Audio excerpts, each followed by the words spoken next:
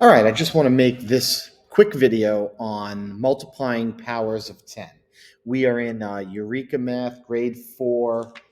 This is module 3, lesson number 4. Okay, so I'm going to start with a simple one. So if we have the problem, let's do here 7 times 10, right? I'm going to draw a place value chart.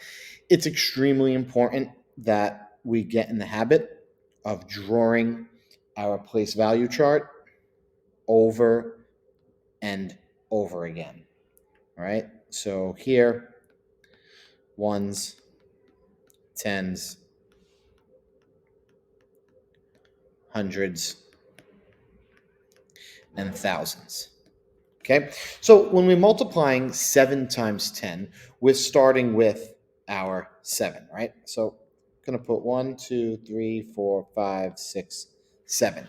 There's my 7 counters, my 7 discs inside the 7. If I'm multiplying by 10, all right, this is where we have to go back to what we've learned already, and we have spent a tremendous amount of time going over, is that if we're multiplying by 10, we are shifting over one place value. So we are shifting over one place value here to the left.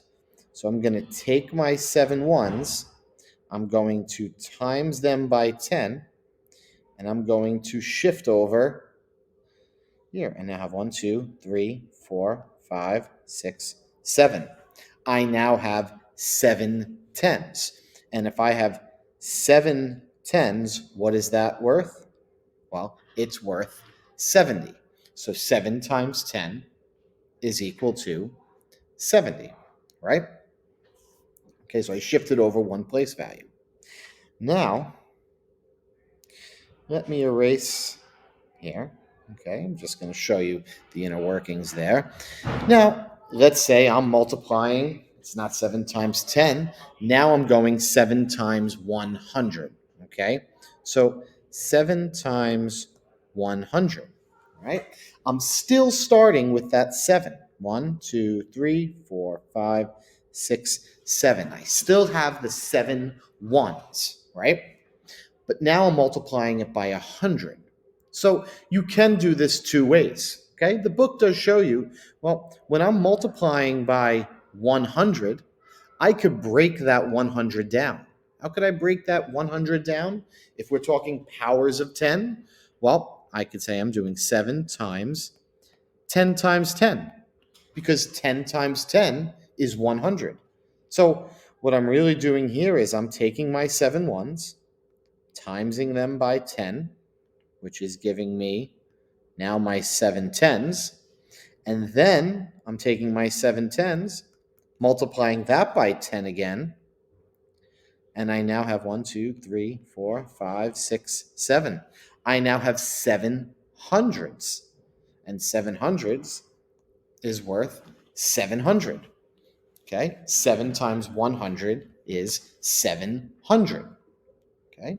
Or you could have done that, and this is how we're going. This is the, well, I don't want to say the shortcut yet. All right, so I'm going to erase everything there. If I had 7 times 100, all right, 7 times 100, I could still start with my 7 ones. And if I'm multiplying by 100, we know because there's 2 zeros, I'm moving over 2 powers of 10. Picture me in front of the room taking 2 giant steps to the left on our place value grid. 10, 100. It was 10, 100. So I could have my 7 counters here, okay? My 7 counters in the ones place, and I could go over 2 place value positions and times it by 100, and now get my 7 in the hundreds place. All right? I skipped over doing the 10 times 10, to give me 100. And I knew multiplying by 100 is going over 2 place value positions. So that is where I got my 700 from. Okay?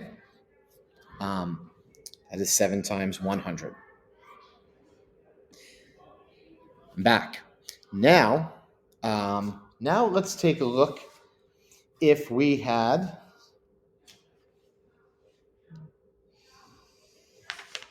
let's try another one here. Let's do 17, okay? Let's say it was 17 times 100.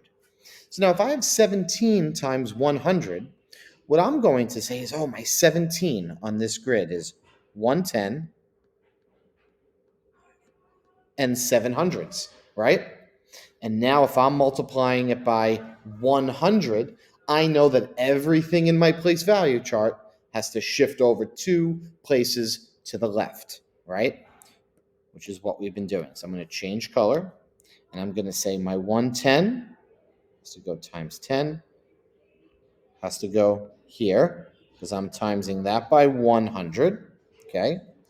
And my 7 ones are going to go over 2 place value positions. Ignore that. That's the bell. 1, 2, 3, 4, 5, 6, 7. I now multiplied that by 100. Okay? And what am I left with? I have 1 in the thousands and 7 in the hundreds. So 1,700. So 17 times 100 is 1,700 or 1,700. Okay, I will do a follow-up video on this. This was just a quick little video to show you how these numbers move on our place value chart when we're multiplying by 10, 100, and next time we'll get to multiplying it by 1,000. So I can go back here. That's multiplying by powers of 10.